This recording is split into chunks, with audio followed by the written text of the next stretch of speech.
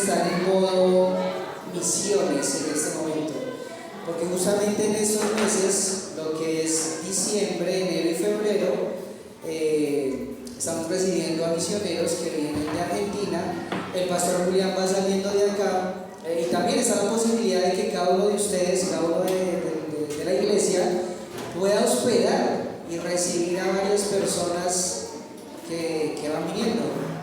Entonces, bueno, pensábamos que podría ser lindo, podría ser bueno recordar un pasaje que nos anime en cuanto a las misiones, o un pasaje que nos anime a recordar ciertas verdades que tenemos que tener en cuenta en cuanto a qué es lo que también va moviendo el corazón de Dios y cuál es el propósito o cuál es la base de aquello que mueve el corazón de Dios para que puedan existir las misiones en el mundo. Las misiones o simplemente el avance del mensaje del Evangelio del reino de los cielos. Entonces hoy vamos a dedicar este tiempito, este mensaje, a poder charlar un poquitico de manera específica en cuanto a eso. Antes de entrar al pasaje, nosotros podríamos pensar que en general la actitud de nosotros como creyentes, la actitud del creyente con el mundo, generalmente es una actitud defensiva, por lo general. A veces como iglesia, como creyentes, vamos pensando en el mundo como ese sistema que es una amenaza para nosotros, aquel que intenta derribar nuestros muros para penetrar y destruir nuestra mente, nuestro corazón, con el único objetivo de llevarnos abiertamente a una desobediencia de la voluntad de Dios. Pero quiero que por un momento podamos cambiar esa perspectiva que capaz está en nuestra mente y podamos ver nuestra relación con el mundo no desde una perspectiva a la defensiva, sino todo lo contrario, que podamos ver nuestra relación con el mundo desde una perspectiva ofensiva. Pensamos que vivir una vida en este mundo que glorifique a Dios no implica solamente protegerse del mundo y de su sistema gobernado por Satanás, sino que va más allá todavía. Una vida que glorifique a Dios en este mundo también implica entrar a saquear el mundo para rescatar a aquellos que siguen esclavos del sistema y de aquel que gobierna todo lo que tiene que ver. Entrar, rescatar a los que están cautivos y traerlos a la luz. No estamos nosotros simplemente preocupados por no contaminarnos, sino que estamos además nosotros en una misión de rescate. Tenemos que ver nuestra relación con el mundo de esa manera. Claro que nos vamos a proteger de que el mundo impacte de manera negativa nuestro corazón, pero también tenemos que estar con la actitud ofensiva. Vamos a ir al mundo para rescatar a aquellos que todavía están esclavizados por Satanás. Quizá un peligro de entender el mundo como el enemigo del cual simplemente nos tenemos que esconder es que eso va a generar una actitud en nosotros de que nos vamos a querer esconder constantemente, y eso nos va a llevar a tener una actitud de escondernos en la burbuja de la iglesia, de no querer salir de nuestra comodidad o de nuestro confort. El Señor a nosotros como iglesia no nos puso en este mundo simplemente para escondernos. El Señor no nos puso en este mundo para que vivamos encerrados en nuestro confort, en nuestra propia seguridad. Jesús fue muy específico en el Evangelio de Mateo al inicio, cuando dice que Él nos puso en este mundo para hacer luz, y la luz tiene que ser puesta en lo alto para que se vea, para que alumbre. La luz tiene que salir, la luz tiene que penetrar, tiene que incomodar, y la luz tiene que llegar a aquellos lugares lejanos y oscuros, hasta los más lejanos. Nosotros no podemos vivir una vida como creyentes simplemente con conocimiento que nos empuja a quedarnos sentados simplemente, porque eso no va a ser una vida que glorifica al Señor. Dios no va a ser glorificado con una iglesia que se queda quieta, con una iglesia que ve la necesidad que está a su alrededor y no hace nada. Dios no va a ser glorificado con una iglesia que se llena de conocimiento teológico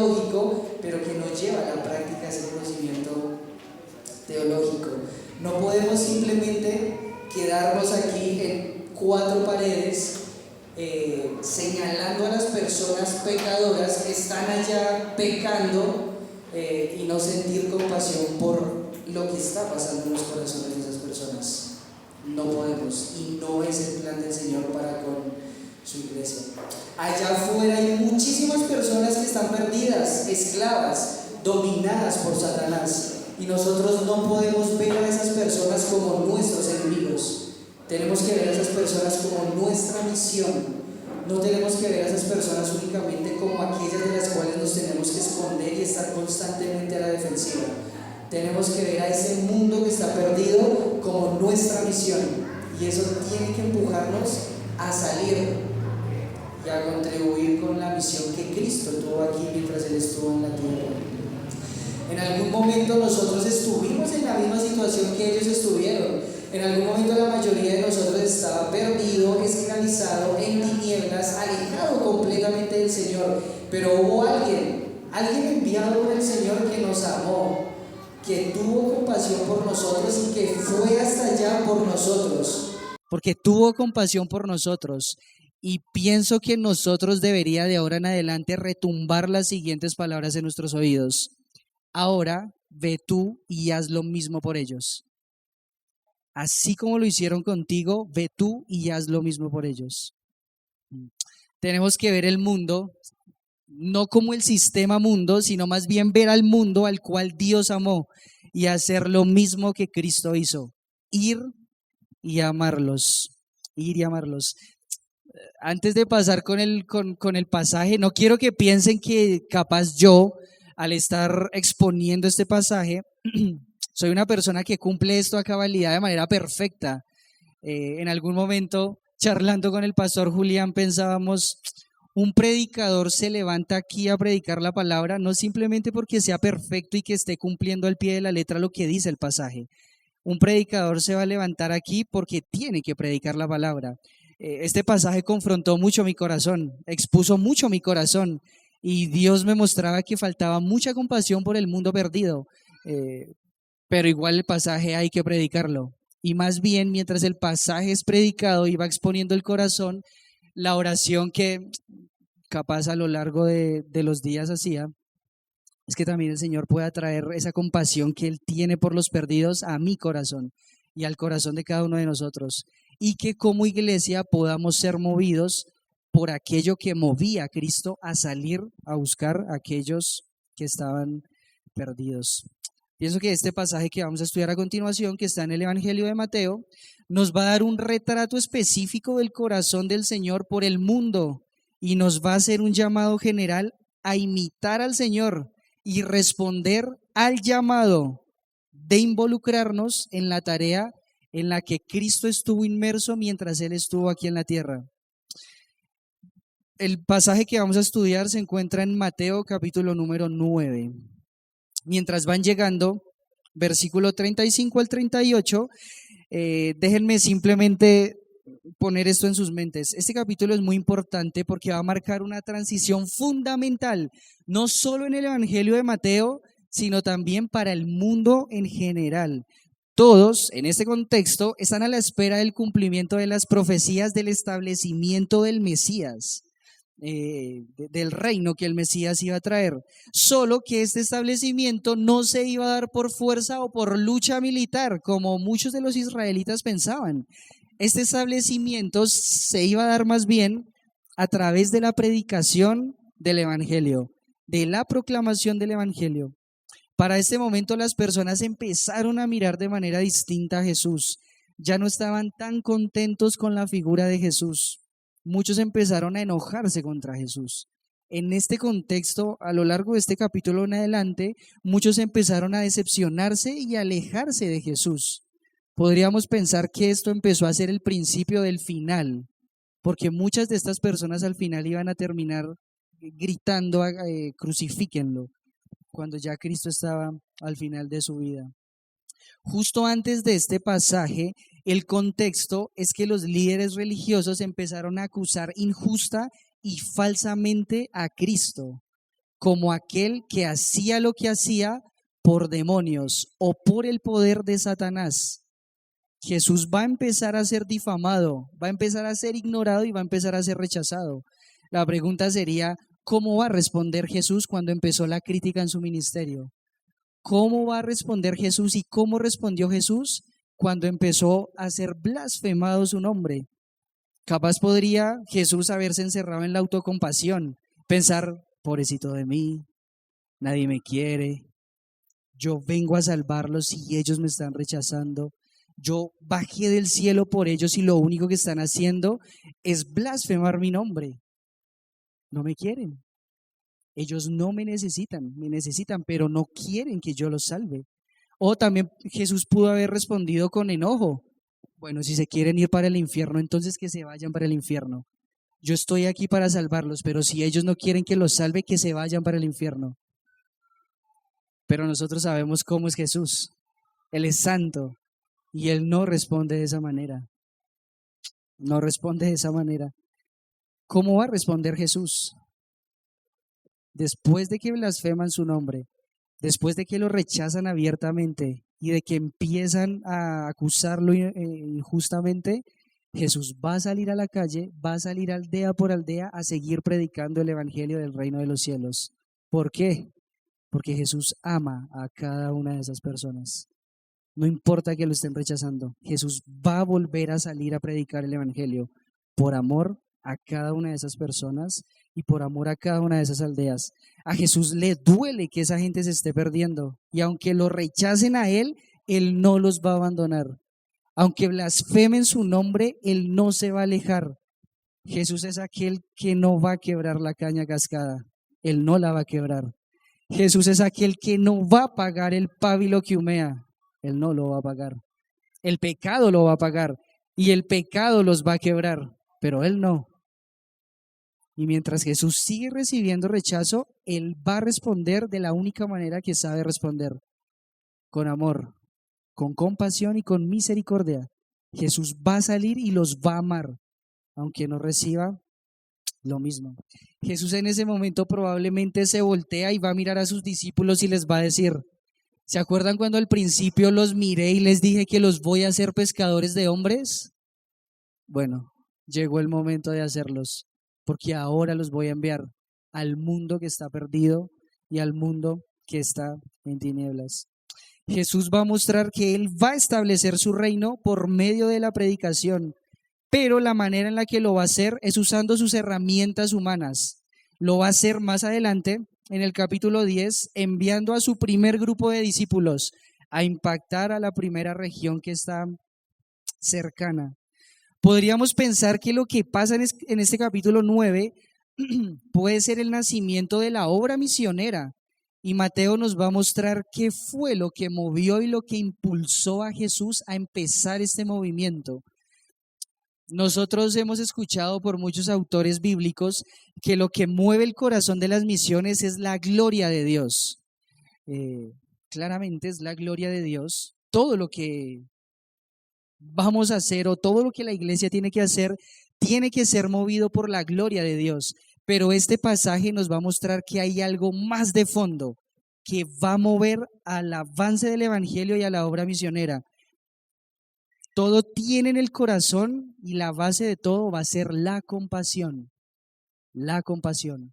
Nosotros no vamos a poder buscar la gloria de Dios si primero en nuestro corazón no hay compasión por el mundo perdido.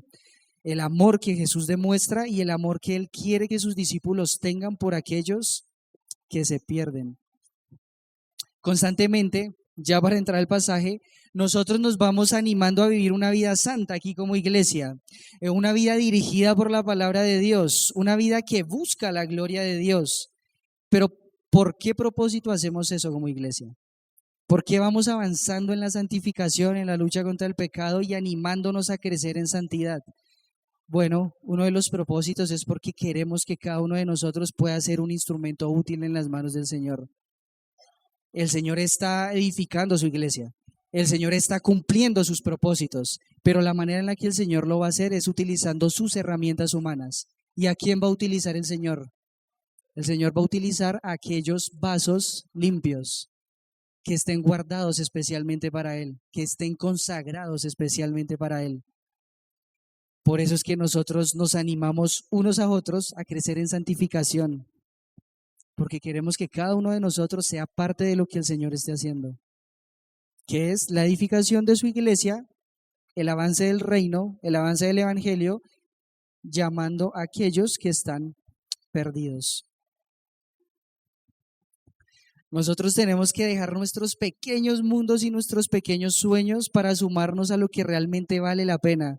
Y aunque a algunos les parezca intrascendente, lo que está sucediendo hoy es lo más glorioso que puede estar pasando en la historia de la humanidad. La iglesia continúa avanzando, el Señor la está edificando y Él está cumpliendo su plan. Y está utilizando a hombres y a mujeres como tú y como yo para ser parte y hacer esa tarea. Tenemos que sumarnos. No podemos quedarnos quietos y tenemos que enlistarnos a la misión que Cristo estableció mientras Él estaba aquí en la tierra.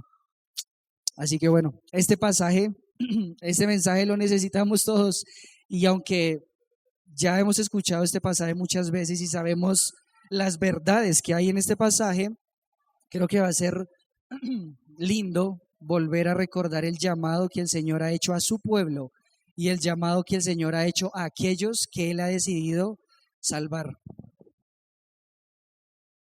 Así que vamos a estar en Mateo 9, versículos 35 al 38. Mateo 9, 35 al 38. El título del pasaje o el título de la predicación es Amando al mundo perdido. Amando al mundo perdido. Y lo podríamos dividir en tres partes específicas. En primer lugar, amando al mundo perdido, siguiendo el ejemplo de Jesús. En segundo lugar, amando al mundo perdido, sintiendo la compasión de Jesús. Y en tercer lugar, amando al mundo perdido, obedeciendo el mandato de Jesús. Vamos a leer el pasaje y miramos algunas cosas juntos de este pasaje. Dice el 9:35, recorría Jesús todas las ciudades y aldeas, enseñando en las sinagogas de ellos y predicando el evangelio del reino y sanando toda enfermedad y toda dolencia en el pueblo.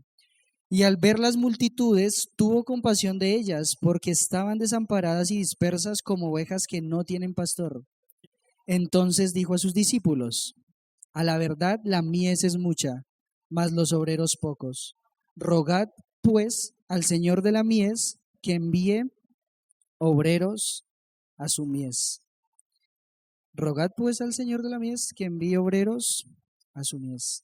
Entonces, el primer punto, amando al mundo perdido, siguiendo el ejemplo de Jesús. Siguiendo el ejemplo de Jesús. Ese versículo 35, en primer lugar, es prácticamente una repetición del capítulo 4, versículo 23. Ya Mateo nos había dicho que a esto se dedicaba el Señor Jesús. Y también lo va a volver a repetir más adelante en el capítulo 11. Mateo lo hace así de manera intencional para mostrarnos qué fue lo que marcó el ministerio de Jesús y qué era lo que marcaba el carácter de Jesús, su agenda y qué era lo que movía su corazón, su mente. Cuando Cristo nos llamó a ser sus discípulos a cada uno de nosotros, Jesús nos llamó a hacer lo que Él hace, a invertir el tiempo en aquello en lo que Él lo invirtió. Y esos pasajes son una muestra clara y nos van a mostrar la ruta de lo que también nosotros deberíamos estar haciendo con nuestras vidas, si es que realmente Él nos ha llamado a ser sus discípulos. No simplemente tenemos que ver estos pasajes como una historia más de Jesús, como un hecho histórico simplemente. Tenemos que ver este pasaje como la ruta, como la orden de marcha para todo el pueblo de Cristo y para todos aquellos a los cuales Él llamó como sus discípulos. Tenemos que ver a Jesús como nuestro ejemplo para la obra misionera o simplemente como el avance del evangelio al mundo perdido. Ahí el 35 empieza diciendo, recorría Jesús todas las ciudades y aldeas. Jesús era tremendo. Jesús fue un hombre tan diligente, tan esforzado, enfocado y dedicado a la tarea que el Padre le había dado como misión. Cuando nuevamente Él nos llama, Jesús no simplemente quiere que nosotros nos quedemos sentados aprendiendo cosas nada más. Jesús quiere instruirnos, pero también Él nos ha llamado para enviarnos a predicar, para estar en la misión que Él estuvo. La misión de Cristo, como lo vamos a ver más adelante, es una misión completamente demandante, ardua, y nosotros no podemos estar distraídos. Cristo requiere una entrega total de nuestras vidas para que nosotros podamos llevar a cabo la misión que Él comenzó. Así como Jesús demostró una entrega radical por la misión que el Padre le dio, Jesús requiere y demanda la misma radicalidad y entrega de nuestras vidas para hacer la misión que Él nos ha dado a nosotros. Tenemos que estar enfocados en aquello que Cristo nos ha dado. No podemos estar distraídos. No podemos entregarle nuestra vida, nuestros sueños, nuestros pensamientos a algo que no sea aquello por lo cual Cristo vivió en esta tierra. No podemos, porque de lo contrario fracasaríamos como creyentes y fracasaríamos también como seguidores de Jesús. Tenemos que hacer lo que Él hizo, tenemos que enlistarnos en lo que Él hizo cuando estaba aquí en la tierra y tenemos que hacerlo a la manera en la que Él lo hizo, de una manera esforzada, diligente y enfocada. De una manera enfocada. Ahí también en esa primera parte del versículo 35 nos da la idea de que Jesús no simplemente fue un maestro que se sentó a esperar que las multitudes fueran a Él. Jesús no se sentó en la cumbre de una montaña a esperar, bueno, ¿quién necesita escuchar mi mensaje? Que se acerque. No. Jesús iba a ellos. Jesús fue impulsado a ir aldea por cada una de esas personas.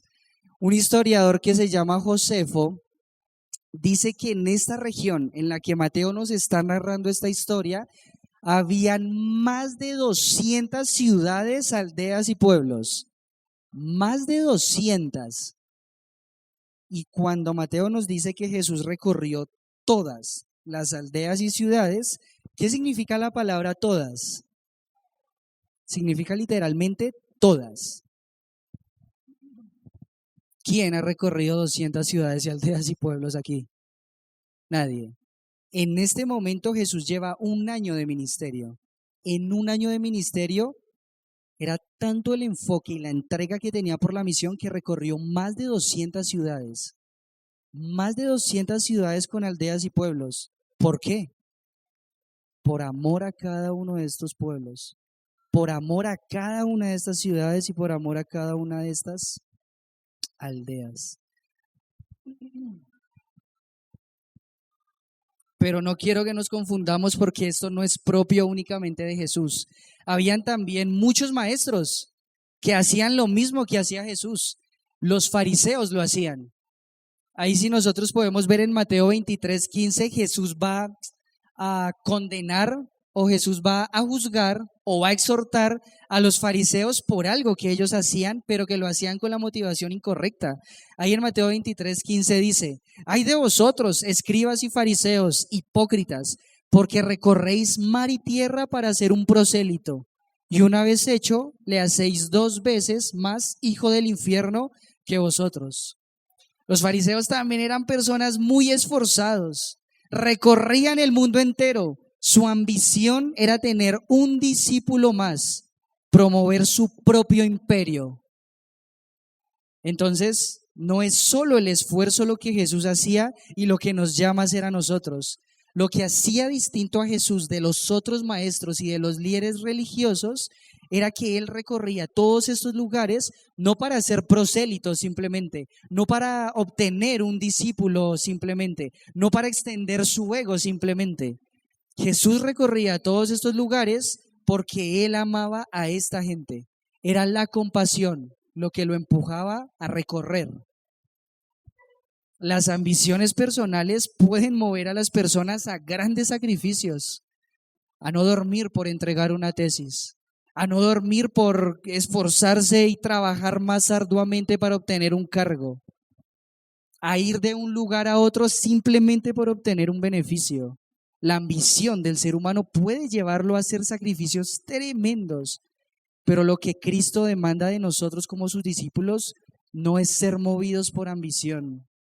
Lo que Cristo demanda de nosotros como iglesia es ser movidos por compasión, por amor, a salir a cumplir la tarea que Él ha dejado. Claro que Cristo quiere nuestro esfuerzo. Él quiere que nosotros desgastemos completamente nuestra vida por su causa, pero movidos por misericordia, por amor y por compasión. Si desgastamos nuestras vidas por otra cosa que no sea movido por esos tres aspectos, estamos fracasando. Y Cristo no está siendo agradado con eso. Él quiere la entrega de nuestra vida, pero por compasión, por amor y por misericordia. Este pasaje sigue diciendo que Jesús hacía 3 cosas específicas mientras iba y recorría todas estas ciudades y aldeas. Sigue diciendo el versículo 35. Dice que en primer lugar Él enseñaba en las sinagogas de ellos, en segundo lugar predicaba el evangelio del reino y en tercer lugar sanaba toda enfermedad y toda dolencia en el pueblo.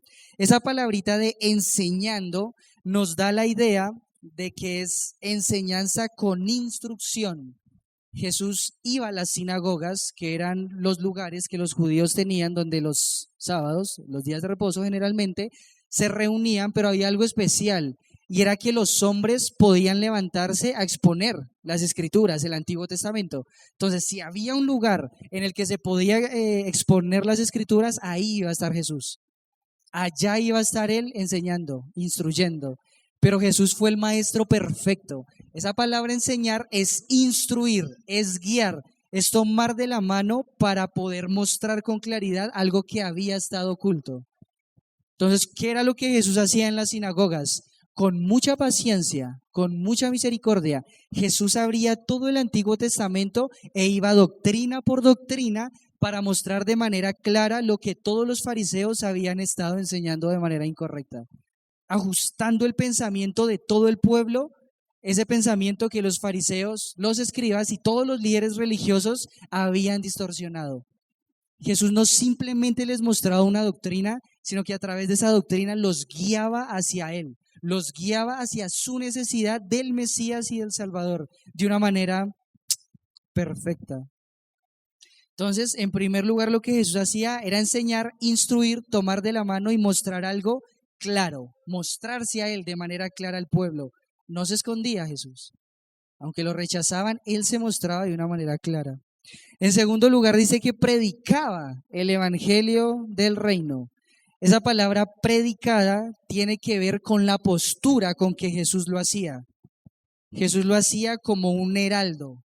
Él era un enviado que anunciaba las buenas nuevas del evangelio. Entonces, enseñaba, instruía, pero lo hacía con la posición de un heraldo, de alguien que había sido enviado para predicar un mensaje específico. Y en tercer lugar, nos dice que sanaba toda enfermedad y toda dolencia en el pueblo. Y esa palabra sanando es bien interesante porque literalmente significa servir servilmente, hacer el servicio, curar, honrar y sanar. Principalmente significa servir, asistir, luego cuidar de los enfermos, tratar y sanar. Como un tierno pastor. A eso se dedicaba el Señor Jesús. ¿Y qué movía a Jesús para ir y sanar a cada una de esas personas? ¿Demostrar que Él era el Mesías? Probablemente. Pero Jesús no iba sanando a las personas de las aldeas simplemente para demostrar su poder. ¿Por qué sanaba a Jesús? Bueno, la misericordia, el amor y la compasión. Jesús no podía entrar a una aldea y ver la miseria humana y hacer como si nada. Claramente sanaba para demostrar y respaldar el mensaje que estaba predicando, pero también sanaba para reflejar su misericordia. Jesús no iba a entrar a una aldea, no iba a ver la miseria del ser humano y avanzar como si nada. Jesús iba a entrar a la aldea, a la ciudad y al pueblo y tenía que sanar, porque su misericordia y su compasión lo empujaba a eso. Lo empujaba a eso. Entonces, amando al mundo perdido, en primer lugar, siguiendo el ejemplo de Jesús. ¿Qué ejemplo tenemos que seguir del Señor Jesús? El enfoque en su ministerio, el enfoque por los perdidos, entrega total y radical por la misión que tenía. ¿Y cómo lo iba a hacer? ¿Cuál es el ejemplo que tenemos que seguir? Tenemos que ir al mundo perdido, enseñar, instruir, guiarlos, tomarlos de la mano y mostrarles algo claro, con la postura de alguien que ha sido enviado, de un heraldo que tiene el mensaje claro. No podemos sentir vergüenza y temor cuando nosotros vamos y predicamos el Evangelio, porque somos heraldos del Rey. Tenemos el mensaje más importante con la autoridad del Rey. Tenemos que ir y predicarlo con esa postura. Somos sus heraldos. Y claramente nosotros no vamos a sanar enfermedades. Claramente no. Pero cuando vayamos a predicar y cuando vayamos a las personas que están afuera, tenemos que hacerlo con compasión y estar dispuestos a satisfacer cualquier necesidad que esas personas tengan. Cualquier necesidad. A eso nos tiene que llevar la compasión y a eso nos tiene que llevar el mensaje que nosotros predicamos y a eso nos tiene que llevar la postura con la cual nosotros predicamos ese mensaje. Si instruimos, tenemos que demostrarlo con compasión. Si somos heraldos del Rey, tenemos que reflejar las virtudes del Rey que nos envía.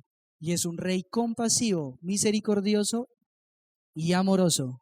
Tenemos que tomar el ejemplo de Jesús, amar al mundo de la manera en la que Él lo hizo. Punto número 2. Amando al mundo perdido, sintiendo la compasión de Jesús.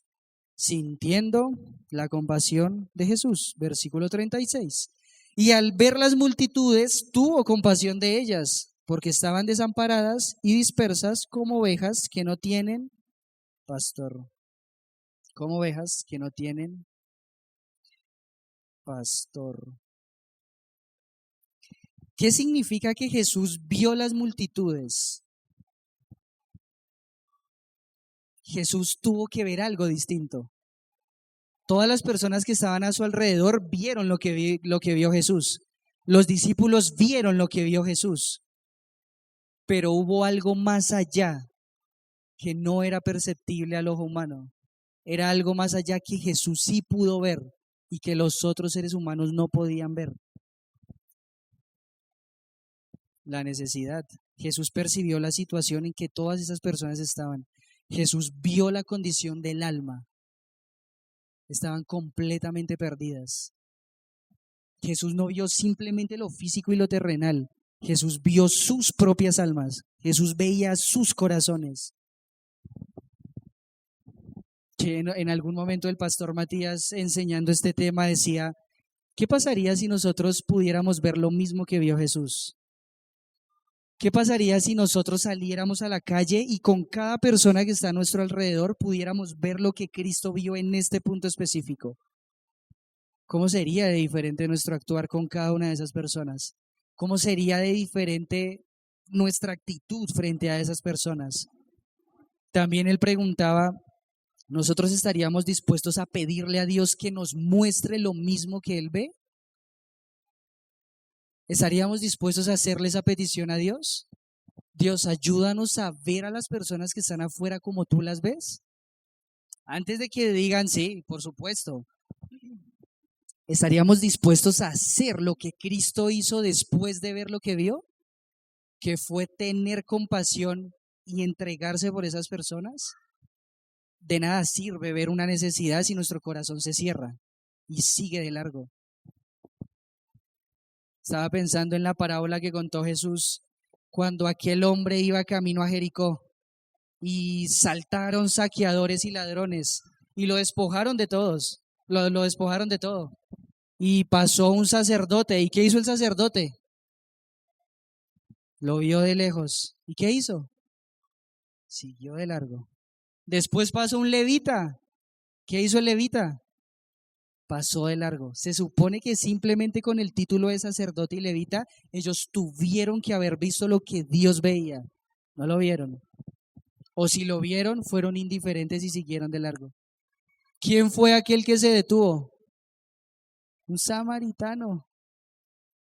Aquel del cual no se esperaba nada pudo ver lo que Dios vio e hizo lo que Dios hubiera hecho. Se detuvo para cuidar a aquel hombre. La compasión y la obra misionera o la compasión y el avance del evangelio del reino van de la mano. No puede haber misiones y no puede haber avance del evangelio si no hay compasión. Y si llega a haber misiones sin compasión, tenemos que evaluar el corazón, porque probablemente las motivaciones son las incorrectas. Probablemente las motivaciones son las mismas que motivaron a los fariseos para ir y recorrer cielo y tierra con tal de hacer un prosélito. El orgullo, la vanagloria, un discípulo más, mi propio imperio. Y no es lo que Jesús quiere. Otro ejemplo de esto, nosotros lo encontramos en el libro de los Hechos, lo que pasó con Pablo y la visión de Troas. ¿Se acuerdan de esa visión? Cuando Jesús está en un lugar y se le empieza a impedir que vaya a este lugar, que vaya a este lugar, que vaya a este lugar, hasta que tuvo una visión. ¿Y cuál fue la visión que tuvo Pablo? Pablo vio una mano que escribió ahí en un papel, ven y ayúdanos. No, Pablo tuvo una visión. ¿Cuál fue la visión? Fue de un hombre macedonio que le rogaba, le suplicaba, ven y ayúdanos. Eran gritos de dolor, Pablo, ven, ayúdanos. ¿Y qué fue lo que movió a Pablo a ir hasta esos lugares? La compasión, la misericordia. Un hombre no puede escuchar esos gritos de dolor llenos de misericordia y cerrar su corazón, no puede. O bueno, podría hacerlo, pero lo que reflejaría es que no está el amor de Dios en él. Cuando Pablo escuchó esos gritos de dolor y de desesperanza, inmediatamente, dice Lucas, supimos de inmediato que tenemos que ir allá. Fueron movidos a misericordia y a compasión y el Señor los llevó. ¿Qué corazón escucharía un clamor así y se cerraría para no prestar su ayuda? ¿Qué corazón? Y Pablo entendía. ¿Qué podía ofrecerle Pablo a un varón macedonio? ¿Qué podía ofrecerle? Solo una cosa, el evangelio, nada más. Solo podía ofrecerle el evangelio. Nosotros tenemos que pensar lo mismo. Salir y ver a las personas, aunque no lo estén haciendo, ver el alma de esas personas y pensar, están clamando con dolor, ayúdanos. Y solo hay una cosa que les podemos dar, y es el evangelio, es nuestra compasión. A veces nosotros vemos de manera tan superficial a las personas, no vemos más allá, no vemos sus necesidades verdaderas, su necesidad verdadera, lo que hay en su corazón. Por eso no nace la compasión en nosotros, no hay compasión. Por eso lo que nace es la envidia, los celos, el enojo, el orgullo, la competencia, porque solo vemos lo superficial y lo terrenal, pero no vemos lo que Jesús vio, no vemos su alma, la necesidad de su alma. Adrián Rogers en este punto decía, Jesús miró a las multitudes que marchaban y se arremolinaban camino al infierno y derramó lágrimas por ellas. Tuvo compasión, no solo porque tenía compasión, su compasión lo impulsó a hacer algo. Eso es lo que significa la palabra. Literalmente la palabra compasión significa sufrir. ¿De qué sirve la ortodoxia sin compasión? ¿De qué sirve poner los puntos sobre las íes y las tildes sobre las tes si no sabemos escribir la palabra compasión? Alguien dijo con razón, a la gente realmente no le importa cuánto sabemos hasta que sabe cuánto nos importa. Al final todo se resume en la compasión. La compasión. Spurgeon decía lo siguiente, la palabra original es muy notable, no se encuentra en el griego clásico. De hecho, fue una palabra acuñada por los propios evangelistas. No encontraron una en todo el griego que se ajustara a su propósito y por lo tanto tuvieron que crear una. La compasión es la comprensión compasiva de la angustia ajena, junto con el deseo de alivianarla. Este verbo expresa una corriente de vida que se extiende hacia el exterior en contraste con nuestra tendencia natural al egocentrismo. Cuando nosotros vemos que Jesús sintió compasión, literalmente significa sintió que se le revolvían las entrañas. Para los antiguos, para los griegos, todas las emociones no nacían en el corazón, como nosotros pensamos hoy. Para ellos, todas las emociones nacían en los intestinos, porque ahí es donde se siente todo. Entonces, cuando dice Jesús sintió compasión, literalmente sufrió con ellos desde sus entrañas. Se le revolvieron al ver la miseria en la que estaba cada una de esas personas. Eso lo llevó a llorar por ellos. Eso lo llevó a entregarse por ellos. Otro predicador decía: ¿cuándo fue la última vez que nosotros lloramos porque una persona no ha escuchado el mensaje del Evangelio? ¿Cuándo fue la última vez que nosotros lloramos desesperadamente porque vimos que un alma estaba camino al infierno o que un alma fue camino al infierno? ¿Cuándo fue la última vez? O la pregunta sería: ¿hemos llorado por eso? Si no, no estamos siguiendo el ejemplo de Jesús. Es interesante que esta palabra compasión se utiliza únicamente en los evangelios. Únicamente en los evangelios. Es utilizada o fue utilizada por los evangelistas para contar cierto tipo de parábolas. Y adivinen de quién se trataba cada una de esas parábolas. De Jesús. Las únicas veces que esa palabra compasión es utilizada en el Nuevo Testamento es directamente referida a Jesús, porque refleja el carácter de Jesús. No se puede separar lo que es Jesús y su compasión. Jesús llena lo que significa la palabra compasión. Es compasivo, es la compasión en su plenitud. Un comentarista contaba la siguiente historia y él decía: nunca la pude olvidar desde el primer momento en que la escuché. Ocurrió, dice él, en mi estado natal, en Florida, en la zona de Tampa, según recuerdo.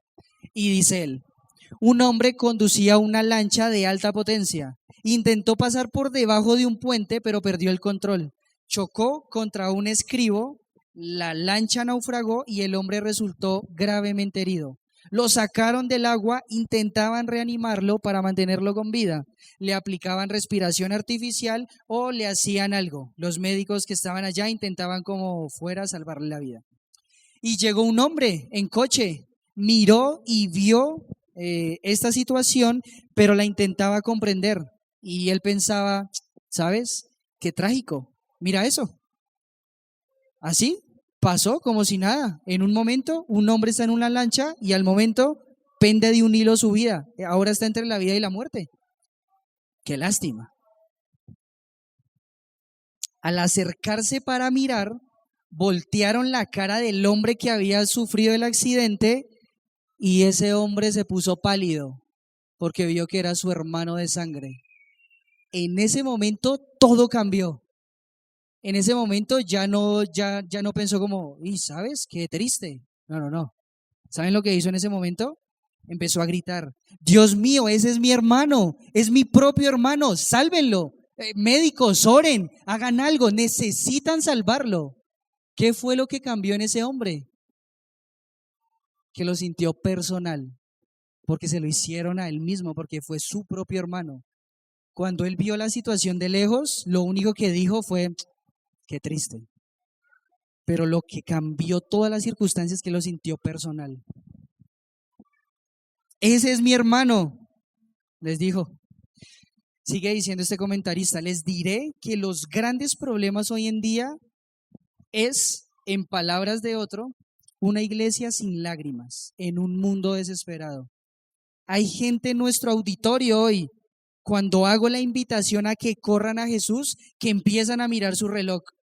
Quieren salirse, no les preocupa a los perdidos, no les preocupa que las almas vengan a los pies de Jesús, no están orando durante la invitación de un predicador. Muchos tenemos hermanos, hermanas, padres, madres, vecinos que si mueren hoy van a ir al infierno y afirmamos saber la respuesta. Ahora debemos salir y compartir nuestra fe. Y si no lloras por los perdidos, es porque no tienes el Espíritu de Jesucristo en ti. Ahí está el programa del ganador de almas, el que sale. Ahí está la pasión del ganador de almas, el que sale y llora.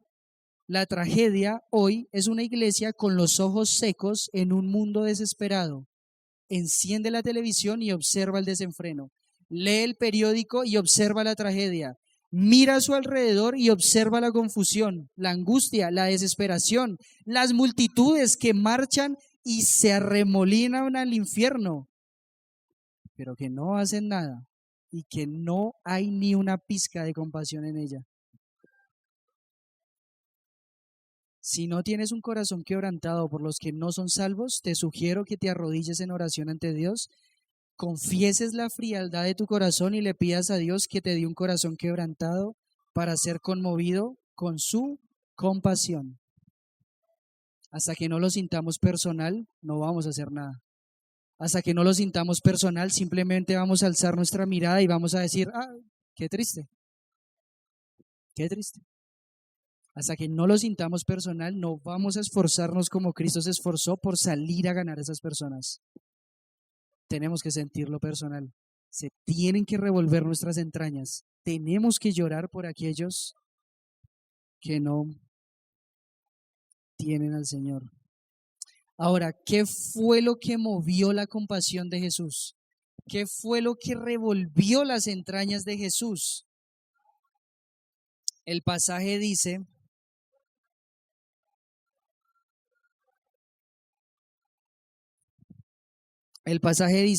porque estaban desamparadas y dispersas como ovejas que no tienen pastor. Las palabras en el original son más contundentes. Las palabras en el original son las siguientes.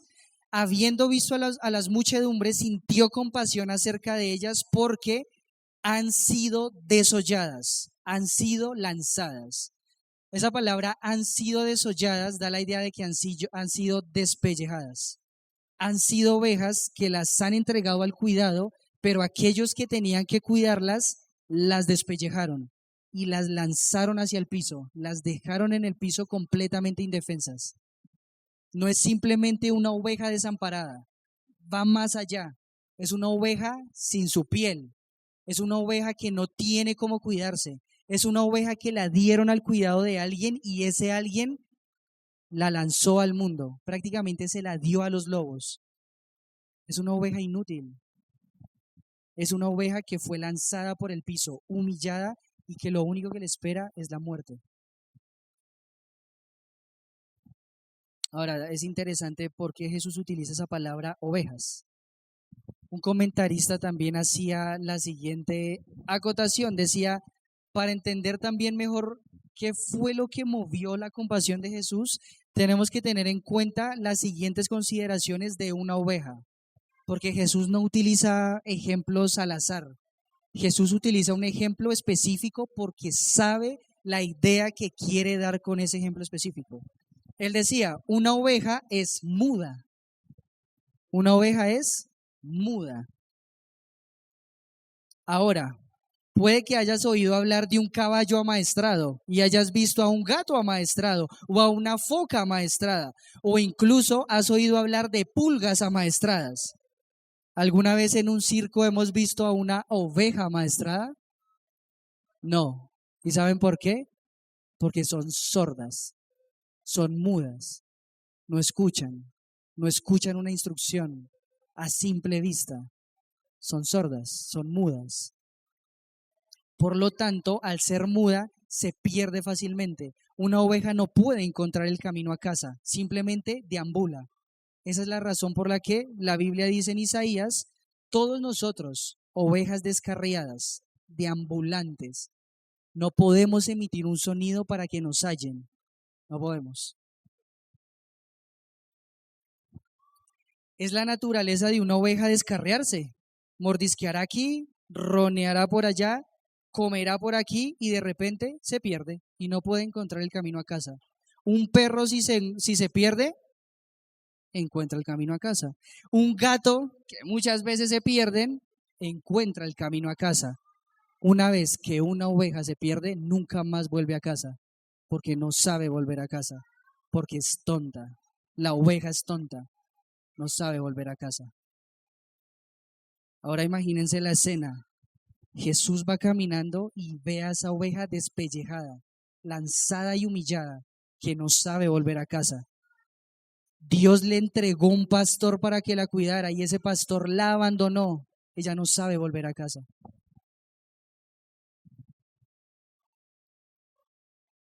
En segundo lugar, una oveja es dependiente. Una oveja no solo es tonta, también es dependiente.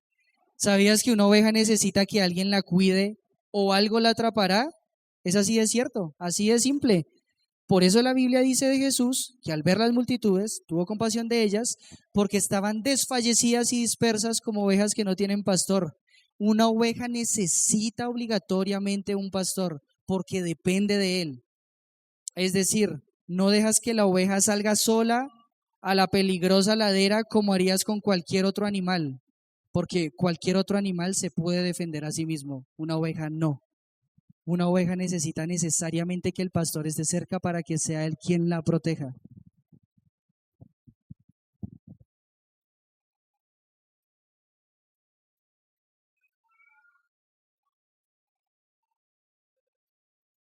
Pone el ejemplo de que muchas veces cuando una oveja va por las montañas y en algún momento cae boca arriba, tiende a pasar lo que pasa, lo que le sucede a las tortugas. Cuando una oveja cae boca arriba, su peso empieza a ser en el pasto o en el lugar en el que está una hendidura, un hueco. Y una vez que la oveja se acostumbra a ese hueco, no puede salir. E intenta mover las patas, pero es tonta, no sabe darse vuelta.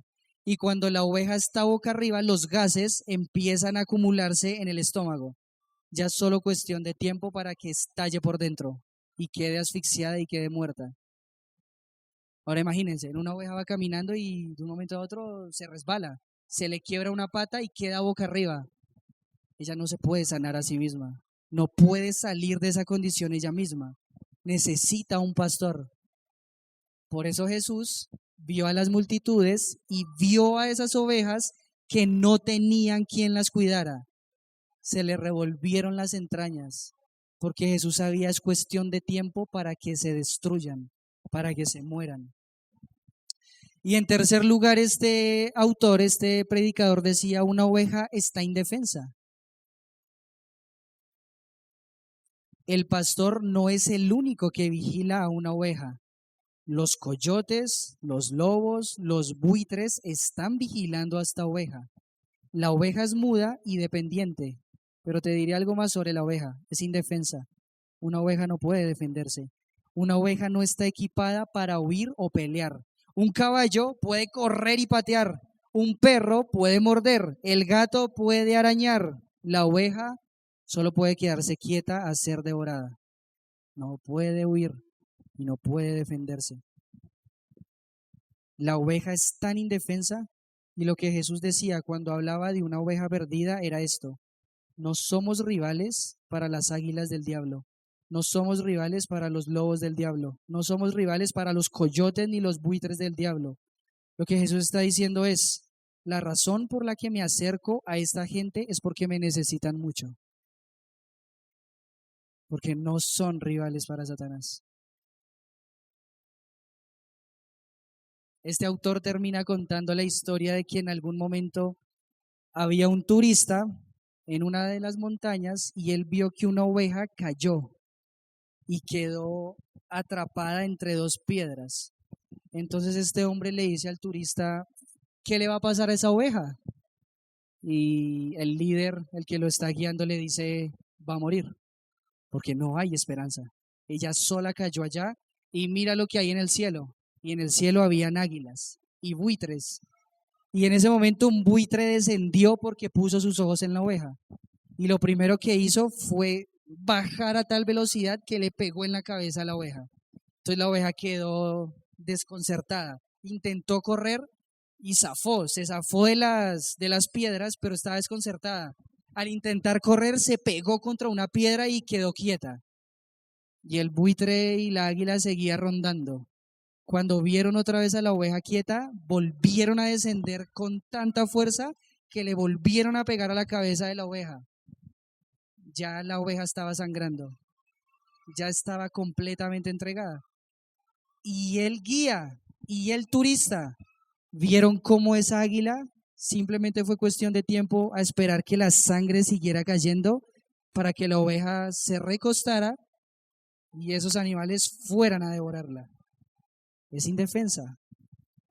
Por eso Jesús dice, yo voy a esas personas porque me necesitan mucho. Me necesitan mucho. Dios había confiado estas ovejas a hombres que debieron haberla cuidado, pero esos hombres las desollaron, las abandonaron y las golpearon. Hacían su labor únicamente para ser alabados, reconocidos, por beneficios, no por amor a las ovejas, ni mucho menos por compasión. Mira lo que dice Isaías 56 del 9 al 11. Dice, todas las bestias del campo, todas las fieras del bosque, venid, devorar. Sus atalayas son ciegos, todos son ignorantes, todos ellos perros mudos, no pueden ladrar, soñolientos, echados, aman el dormir. Y esos perros comilones son insaciables, y los pastores mismos no saben entender. Todos ellos siguen sus propios caminos, cada uno busca su propio provecho, cada uno por su lado. Así describió Dios la condición de la nación de Israel, comparándola también como ovejas. ¿Y qué es lo que dice? Todas las fieras del campo, vengan, coman, porque aquellos que tienen que cuidar están dormidos, son ignorantes, dejaron al rebaño a su propia suerte. Imagínate por un momento el infierno resonando estas mismas palabras.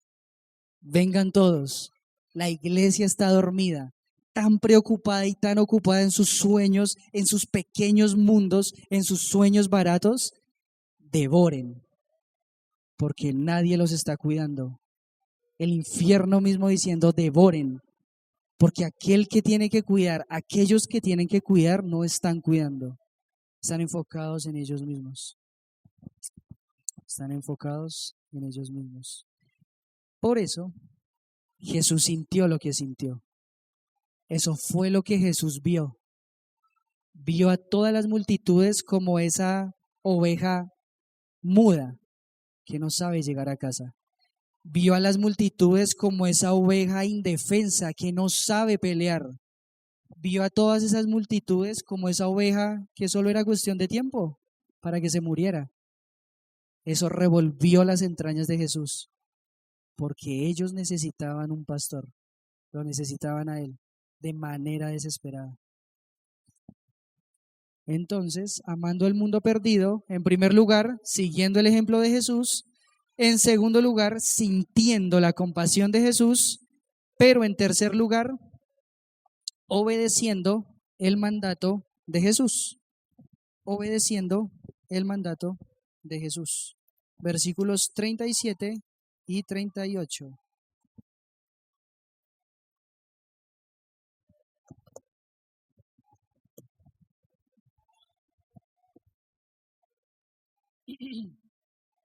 Empieza el 37 diciendo, entonces, ese entonces nos da la consecuencia directa de lo que acaba de pasar.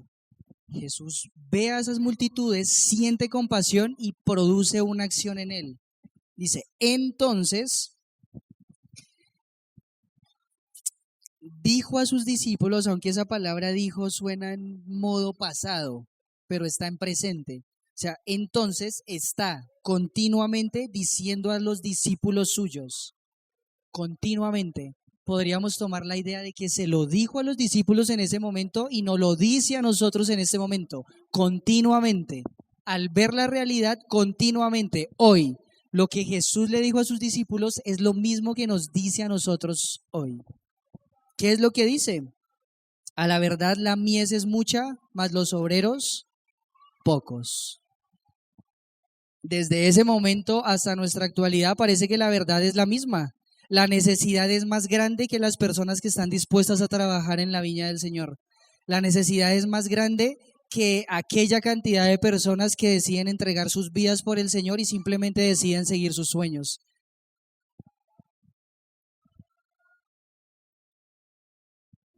Hay una necesidad en estas palabras que Jesús está diciendo. Los que en algún momento han trabajado en el campo entienden que la cosecha es una ventana muy pequeña de tiempo, donde hay que esforzarse, contratar personas extras y no hacer nada más, sino trabajar en la cosecha, porque es una ventana muy corta de tiempo. Durante la cosecha solo importa una cosa: levantar ese producto, porque si ese producto no se levanta, se va a pudrir, se va a pasar y se va a perder. Ese es el momento, no hay otro momento, tiene que ser ese. Por eso a lo que yo me dedico no importa, importa el producto. Necesito levantar ese producto. No importa cuántas personas tengo que contratar, tengo que levantar el producto, porque la ventana es muy corta. Entonces, cuando Jesús pone este ejemplo, Jesús está poniendo una necesidad grande y una urgencia desesperada en los discípulos. Les está diciendo a los discípulos: llegó el momento de que vayan y pesquen hombres, y es ahora, no es después, es ya, es ya. Esa misma expresión fue la que Jesús utilizó en el Evangelio de Juan, cuando estaba hablando con la mujer samaritana. Recuerdan que la mujer samaritana creyó en Jesús y salió corriendo a la ciudad, y en ese momento llegaron los discípulos. ¿Y qué fue lo que les dijo Jesús? Ustedes esperan hasta que llegue el tiempo de la cosecha, pero yo les digo: alcen sus ojos y miren al frente, porque ya los campos están blancos. Vayan, porque la ventana se abrió, es ahora, no es en otro momento. Tiene que ser ya. Eso me acuerda al logo o al eslogan de Nike. No sé si en algún momento lo han escuchado. El Nike, el de los zapatos, el de la ropa deportiva. El logo o el eslogan es: hazlo, hazlo, con signos de admiración, como con urgencia. Hazlo, ya, no esperes, hazlo, corre, hazlo. Es lo mismo que Jesús está diciendo. Sintió tanta compasión que se voltea a los discípulos y dicen: hazlo, porque llegó el momento, hazlo.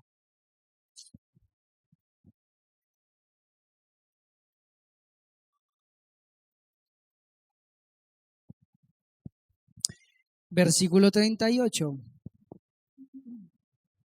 dice: rogad pues al Señor de la mies que envíe obreros a su mies.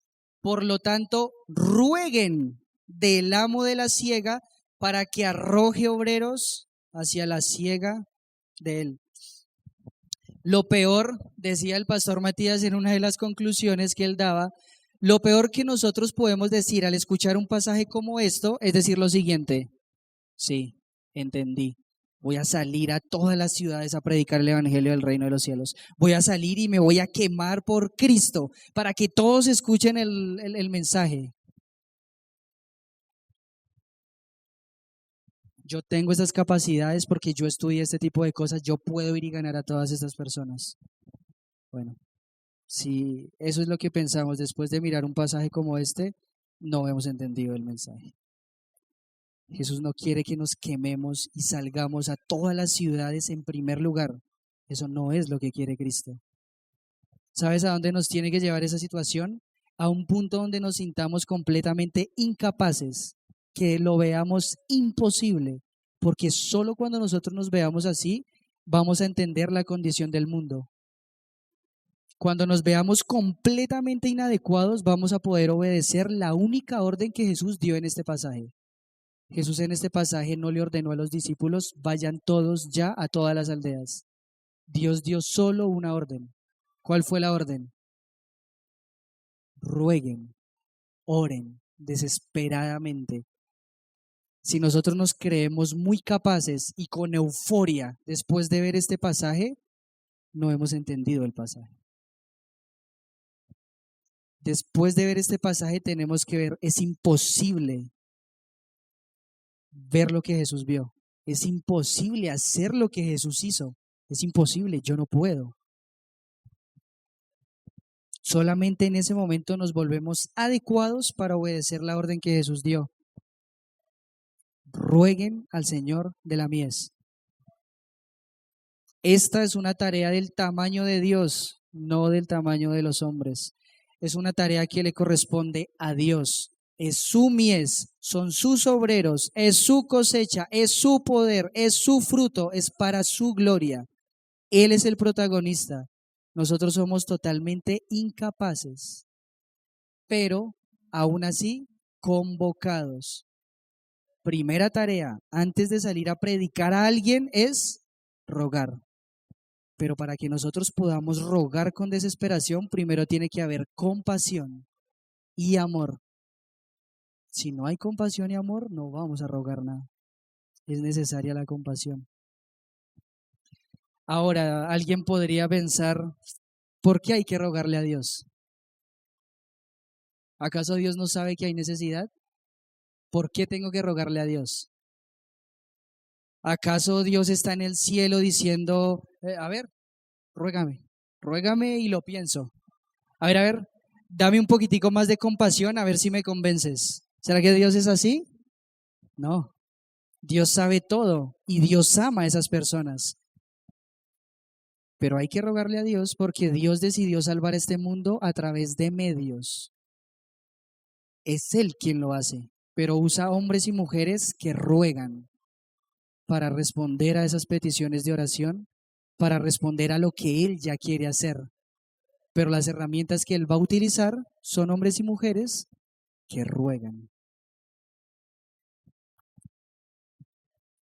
Dice, rogad pues al Señor de la mies que envíe obreros a su mies. Esa palabra también en el original es muy fuerte. O sea, aquí Dios no está diciendo, les voy a dar una sugerencia, si quieren pueden ir a ese lugar o pueden ir a otro de ese lugar. No. La palabra que Jesús utiliza es literalmente lanzarlos afuera, tirarlos afuera. No les pregunta, no pide sugerencia, es lanzarlos, arrojarlos fuera.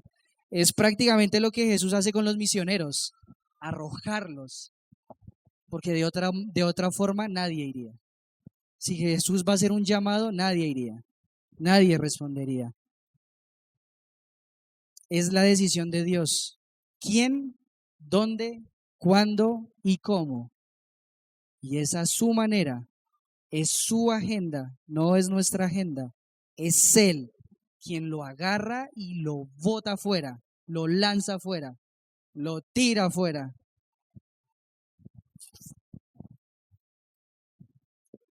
Puede ser que en algún momento alguien pueda llegar a estar frustrado. Puede ser que después de escuchar esto diga, pero a mí Dios no me ha enviado a ningún lugar. ¿Por qué? No soy apto, no amo a Dios lo suficiente como para que Él me envíe, no quiere enviarme.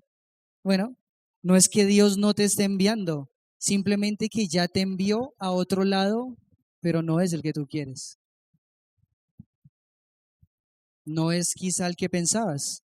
Tal vez el lugar al cual Dios te arrojó y te envió es justo aquí, en este contexto. Y aquí fue donde Dios te puso. Él es soberano. Nosotros solo rogamos.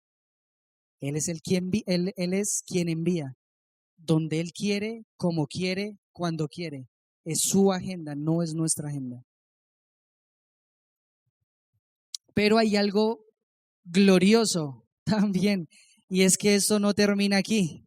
En el capítulo 10, lo que Jesús hace es enviar y responder a la oración que cada uno de estos discípulos hizo. Y adivinen a quién envió. A ellos mismos. Los envió a ellos mismos.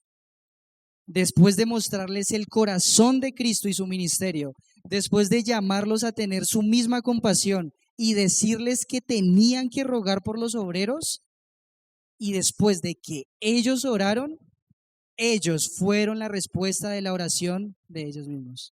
Y en el capítulo 10, Dios los envía a ellos. La pregunta que nosotros tendríamos que hacernos es la siguiente. ¿Nosotros estaríamos dispuestos a hacer la respuesta de Dios a nuestras oraciones? Nosotros estaríamos dispuestos a rogarle, Señor, envía personas. Pero nosotros estaríamos dispuestos a hacer la respuesta a esas oraciones. Si nosotros no estamos dispuestos a hacer la respuesta a esa oración, no oremos, no roguemos, porque sería simplemente hipocresía. Un autor decía lo siguiente: esta es una oración que debemos hacer, pero solo podemos orarla honestamente si oramos con un oído atento para escucharlo a Él decirnos, ve tú. Si no estamos dispuestos a escuchar y obedecer ese ve tú de parte de Dios, no oremos, porque sería solo hipocresía.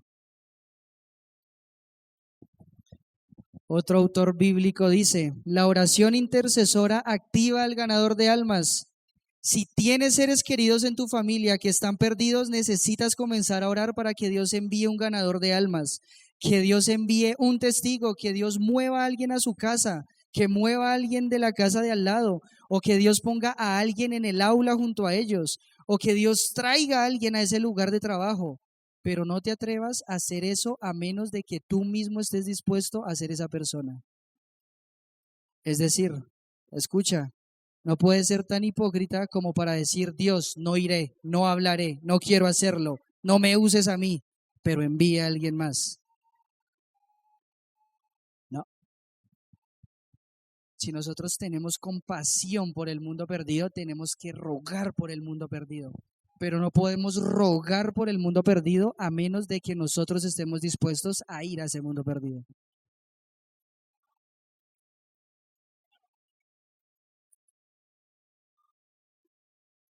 En resumen, lo que Jesús hizo o a lo que Jesús nos está llamando, estén dispuestos a ir. Jesús salió entre la gente. Estén dispuestos a ver. Jesús pudo ver más allá de simplemente lo superficial. Y estén dispuestos a pedir, a rogarle al Señor que lo haga Él a su manera. Termino con una conclusión a la que llegó un autor bíblico. Él decía, un barco en el puerto está seguro, pero no es para eso que se construyen los barcos. Es tiempo de cosechar. Es tiempo de elevar el ancla y salir y hacer aquello por lo cual fue creado. La voy a repetir otra vez. Un barco en el puerto está seguro, pero no es para eso que se construyen los barcos. Es tiempo de cosecha, es tiempo de salir y la ventana es ya y es ahora y hay que hacerlo. Si el Señor hoy nos arrojó en este contexto y nos tiró en este contexto, hay que hacerlo.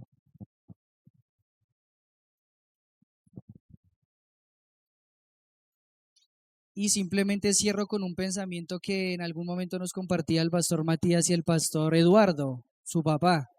En algún momento ellos pensaban, nosotros tenemos que salir a esta ruta y fundar iglesias. Nosotros tenemos que ir y fundar iglesias. Tenemos que ser nosotros. Hasta que en algún momento de su ministerio y de su vida se sentaron y pensaron de manera más sabia y específica. Y decían, no está dando frutos, que nosotros lo estemos haciendo, no está dando frutos. Así que Dios trajo claridad en ese momento a sus pensamientos y lo que Dios les mostró es, ustedes no son los que lo van a hacer. La tarea que yo tengo para ustedes es que ustedes preparen hombres y los hombres que ustedes preparen son los que van a ir. Ustedes no van a ir. Ustedes simplemente van a preparar hombres y ellos van a ir. Y pienso en algún punto es lo que se está haciendo en la selva. ¿Qué se está haciendo en la selva? El pastor Julián, ¿para qué fue a la selva? El pastor Matías, ¿para qué va a la selva? Lucas y Michael, ¿para qué van a la selva? ¿Para recorrer todo el río Guainía y ganar a todos con el evangelio? No. Ellos van al río Guainía para preparar a los líderes que están allá porque son ellos los que fueron llamados por Dios a ganar ese sector. No el pastor Matías, no el pastor Julián. Y son hombres que están completamente preparados, pero Dios decidió no usarlos a ellos. Dios decidió utilizar a las personas en ese contexto, porque las personas en ese contexto van a ser más efectivas para ganar a las otras personas de ese contexto. Y está excelente, porque no es nuestra obra y no son nuestros planes. Y creo que ellos lo han entendido de manera perfecta. Dios nos llamó en primer lugar a nuestras iglesias locales. Después nos llamó a preparar hombres. Y esos hombres son los que Dios va a lanzar. Así que bueno, deberíamos también nosotros preguntarnos, Dios, ¿tú a dónde nos quieres lanzar? ¿A dónde nos quieres tirar? Y al lugar a donde sea, ayúdanos a ser fiel, a no renegar, sino dar todo de nosotros, no desenfocarnos, no buscar las cosas terrenales, sino hasta el último día de nuestras vidas, ser fieles en el lugar en el cual nos arrojas, hasta el último día de nuestras vidas. Ayúdanos a tomar tu ejemplo, salir, aún en nuestro contexto, aquí, ir, enseñar, instruir con la actitud de un heraldo, de alguien que lleva el mensaje, sintiendo ese amor por ellos que nos empuja a satisfacer las necesidades de ellos. Ayúdanos, Señor, también a tener la compasión que tú tienes por el mundo. Pon esa compasión en nosotros y ayúdanos, Señor, a orar, a rogar, a sentirnos tan incapaces de hacer esa tarea que estemos de rodillas rogando para que seas tú quien lo haga. Y mientras oramos, ayúdanos a estar dispuestos a nosotros ser la respuesta a esa oración. Y estar dispuestos a escuchar, excelente, escuché tu petición, ve tú. Así que bueno, en resumen, la obra misionera existe por la compasión en el corazón de Dios. Y las misiones en nosotros y el avance del evangelio tienen que existir por la compasión en nuestros corazones. Sin compasión no hay gloria para Dios. Sin compasión lo único que va a haber es gloria para nosotros mismos. Y Dios no está dispuesto a compartir su gloria con nosotros. Oremos.